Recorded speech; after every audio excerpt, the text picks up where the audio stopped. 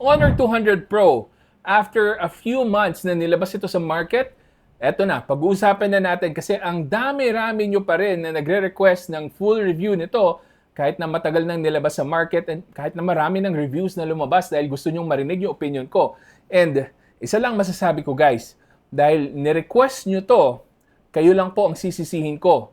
Pero bakit kasalanan ko? Parang kasalanan ko. Na magmumukha na naman akong kontrabida para sa Honor. So bakit naman ako magmumukhang kontrabida ngayon sa Honor 200 Pro? Well, that's because may mga nadiskubre ako na hindi ko pa nakita na binanggit ng ibang tech YouTubers sa mga reviews nila. And by the way guys, hindi ko sinasabing hindi sila honest ha. Sinasabi ko lang yung experience ko mismo kung ano yung napansin ko dito sa hinahype nila with the Honor 200 Pro, lalo na sa portrait mode nila. And mamaya madidiskubre natin lahat yan, ibabahagi ko po yan sa inyo. Pero mabilisan lang pag-usapan natin quickly kung ano yung maaasahan nyo with this phone aside from the camera. So first off, yung performance niya, meron tong Snapdragon 8S Gen 3.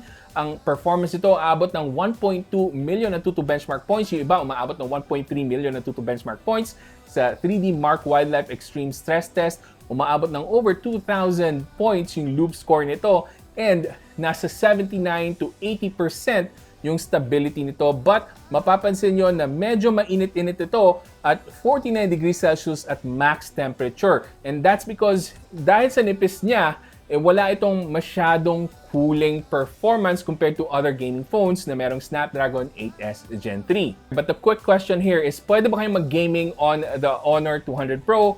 Siyempre, ang sagot dyan ay oo naman. Sinubukan ko to sa Genshin Impact and solid naman yung frame rates na nakuha ko kahit na highest graphical settings. For about 30 to 40 minutes, nasa 40 to 50 FPS na nakuha natin. May mga frame drops, minsan bumababa pa down to 30 FPS. But that's okay, solid pa rin naman yung gameplay experience on this device. Ayun nga lang, dahil manipis to, umaabot ng around 40 to 42 degrees Celsius yung temperature with Genshin Impact. Again, this is with highest graphical settings and pwede nyong asahan na tataas palalo yung temperature kung mas matagal kayong mag-gaming on this device. So I wouldn't really recommend na mag-gaming kayo ng matagalan dito sa Honor 200 Pro. Again, hindi po best yung cooling performance nito pagdating sa games. Pero kung ang mga games lang naman na nilalaro nyo ay tulad ng Honor of Kings, pwede po. Umaabot ng lampas 100 FPS ang pwede nyo makuha dito. Maximum graphical settings pagdating sa Honor of Kings. And guaranteed goods ito for casual gamers. Now with that said, pagdating sa social media apps, basic lang po yung mga yan para dito sa Honor 200 Pro. Facebook, TikTok, YouTube, maning-mani po yan dito. And speaking of YouTube, mag-enjoy po talaga kayo sa panonood ng mga videos dito kasi napakaganda ng display niya. Meron tayong 120Hz na refresh rate with an OLED display na very bright and colorful and vivid. And yung peak brightness niya, umaabot ng 4,000 nits. And that means, pag HDR content yung pinapanood nyo, may chance. Hindi po palagi ito, may chance lang po na yung brightest spot ay umabot ng 4,000 nits. And aside from watching YouTube videos, syempre mag-i-enjoy na kayo manood ng Netflix dito kasi naka-widevine level 1 na siya na pwede kayo manood ng full HD resolution kung Netflix ang papanoorin nyo. Na pagdating naman sa usapang design, napakaganda, napakanipis ng phone na to. And I really appreciate na napanipis nila kahit na medyo tinasan nila ng konti yung battery capacity. So we have 5,200 mAh of battery capacity dito and 100 watts of fast charging. Now, balikan muna natin yung battery capacity. So, ito po yung aasahan natin na magiging trend ng mga future phones coming in 2025 and maybe even later this 2024 na mataas yung battery capacity pero manipis-nipis pa rin yung phone. That's really a huge welcome improvement para sa battery technology natin. But I digress, balikan muna natin itong Honor 200 Pro. So, sa build and design, meron tayong curved edge na display and meron din tayong glass back panel and hindi naman siya glossy na back panel so hindi siya kapitin masyado ng fingerprint and I really like it. Pero yung body niya is made out of plastic so medyo magaan-gaan lang to at 199 grams. Meron rin itong ingress protection or IP rating na IP65 so kung maulanan man ito, hindi kayo problema na mapapasukan agad to ng tubig kasi meron tong resistance. Also wala itong micro SD card slot or 3.5mm headphone jack pero meron tayong eSIM compatibility and an IR blaster. So, pwede nyo gamitin to as a remote control para sa mga infrared devices nyo. And lastly, before tayo mag-move on sa camera discussion, meron din itong 66 watts na wireless charging, which is something that we don't really see too much sa mid-range devices. But with that said, it's time to talk about the camera. This is the elephant in the room. This is the main focus of our video. Hang on tight guys kasi dito talaga yung pinakamatagal na diskusyon natin. So sana huwag kayong maboard agad kasi may mga nadiscover talaga ako na dapat nyong malaman bago kayo mag-decide kung bibili ba kayo or hindi itong Honor 200 Pro. But before that, eto muna yung camera menu natin. Ito yung mga other features na maaasahan nyo with the camera system ng Honor 200 Pro. And I'm happy to tell you na meron pa rin tayong multi-video option dito. That means pwede tayong mag-dual video recording ng front camera and ng rear camera as well. But finally, ito na yung pinaka-big deal kasi ito talaga yung main selling point ng Honor 200 Pro, yung camera pagdating sa photography. So pag-usapan muna natin, and for that, para maipakita ko sa inyo, we have to shift dun sa computer ko and magbabago yung mic quality natin. But let's go! Okay guys, so ito na yung mga camera samples natin for the Honor 200 Pro. Well, let's start with the good things of course. Pag broad daylight samples using the main camera, makikita nyo napakaganda po ng kuha niya. Very sharp yung image. Makikita natin yung details sa mukha ng mga human subjects natin. Kahit pa i-zoom in natin na medyo konting-konti, kita pa rin naman yung details ng mukha nila. Ito yung mga human subjects natin. Pero stick around guys kasi I will tell you something very important pagdating sa human subjects. But for now, tingnan muna natin itong napakagandang shot natin, itong flower in broad daylight. Very sharp image as well. Maganda yung color reproduction nito. Yung details are there. Maganda yung pagka-blur ng background. This is an awesome image. Next up naman, ito magandang shot rin in broad daylight. So this was our vacation home during one long weekend. And sobrang na-enjoy namin dito. And kita nyo naman, maganda yung reproduction ng dahon. Nandyan yung details. Kahit dito sa fences, kita pa rin yung details, yung mga lines. And overall, maganda talaga yung shot nito pagdating sa geometric shapes. The lines are well-defined. Wala siyang unnecessary na pag-blur sa mga subjects natin. It's all good. And even dito pagdating sa maliwanag na scenery, naka-ultra-wide tayo. And tingnan nyo, mag-shift tayo sa main lens and then sa zoom lens. Diba? Consistent yung colors, yung sharpness, yung details, it's all there. But again, this is all because we're shooting in broad daylight. So pag maliwanag yung subject, maganda yung lighting natin, this is what you can expect from the Honor 200 Pro. Paminsan-minsan, maganda pa rin naman makukuha nating shots during low light tulad nitong sample natin dito kung saan makikita natin si Sun God Nika na Gear 5. Ayan o, sharp pa rin yung subject natin. And another example is this one, a shot of Ichigo. Ayan, sharp pa rin kahit na low light yung scenario natin. And here's another good sample that we got. And this one was shot from Tagaytay. Kita nyo naman yung background dyan, blurry. Ito yung Taal Lake, nandito banda. So maganda yung pag-capture niya dito sa buong punong kahoy na shoot natin. And kahit dito sa low light sample natin itong mais, kita pa rin naman yung details, di ba? Very sharp pa rin yung subject. Although merong pagka-blur dito banda sa right side. Pero dito ko nasisimulan yung pagsabi sa inyo yung mga hindi naman gaano magandang bagay tungkol dito sa Honor 200 Pro. So simulan natin with low light photography. Makikita nyo dito, hindi naman masyadong shaky yung kamay ko when I took this shot. Pero dahil low light siya, medyo nahirapan siya sa pag-focus, so hindi ganun ka-sharp yung lumabas na image. Kahit na steady yung shot natin, eto, ipapakita ko sa inyo ang pinaka-na-discover ko talaga guys na wala akong nakitang nagbanggit sa any kind of review yung watercolor effect or yung smudging pagdating sa skin textures ng mga tao. Tingnan natin tong shot ni Anika. Let's zoom in a little and makikita nyo grabe yung smudging.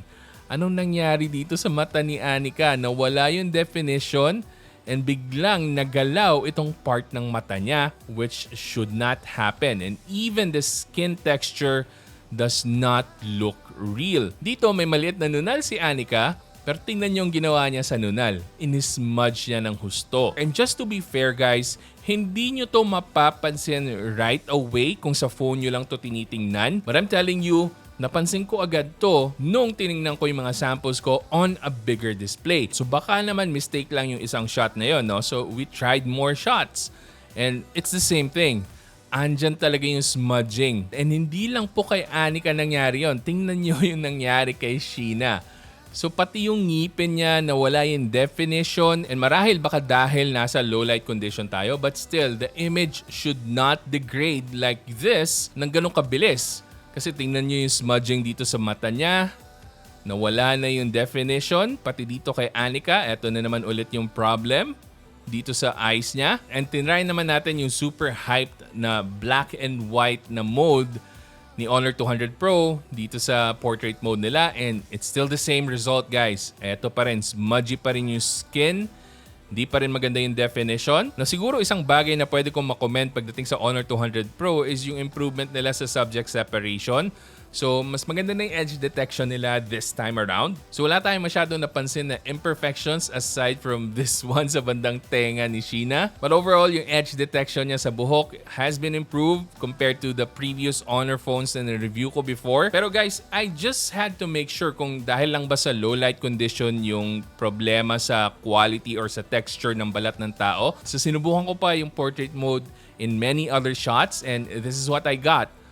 Kita nyo dito? Andun pa rin yung smudging. This was shot during morning time. Maganda po yung lighting dito sa bahay. O, kita nyo, andyan yung light source. Meron pa tayong light source dito. Marami pong light source dito sa photo na to. Even dito sa shot ng tita ko. Now, you won't be able to see it right away dahil naka black and white tayo. Pero nandyan pa rin yung smudging. Ito yung colored version. Mapapansin nyo guys. Ayan o. Smudgy talaga yung skin texture ng human subject natin. We have more samples. This one naman is inside a hotel. So kita nyo dito, mukhang okay naman yung image, no? Pero pag zoom in agad natin, tingnan nyo yung texture sa mukha ng mommy ko. And kay Anika, nawala na yung definition sa mukha nila. Smudgy again yung skin texture ng human subject. But again, sa unang tingin, pag hindi tayo naka-zoom in, ganyan. Okay naman yung itsura niya. And this is what you can get. Again, to be fair, pag sa phone nyo lang tinitingnan or pag i-upload nyo lang to sa social media, ganito lang naman yung makikita nyo. So I guess where this only matters is pag ipiprint nyo yung photo nyo. Kung gusto nyo maganda yung pagka-print ng photo nyo, this might not be the camera phone for you. Pero for all the other usage, kung normal shots lang naman yung kukuhanan natin tulad ng mga pinapakita ko ngayon, okay naman yung performance itong Honor 200 Pro pagdating sa camera. Maganda yung color reproduction, very vibrant yung colors, and maganda rin yung contrast level na pinapakita niya. Maganda rin yung HDR toning niya. Kita niyo naman yung sky, kuhang-kuha yung pagka-blue niya, and maganda pa rin yung overall image quality. Kahit naka-ultrawide tayo, goods pa rin yung kulay niya. Although, makikita nyo, may mga fringing na tayo dito sa edges, kasi ganoon naman talaga usually pag ultrawide, nawawala yung details dito sa left and right hand side. And maganda rin yung zoom capability kasi meron tayong optical lens na 2.5.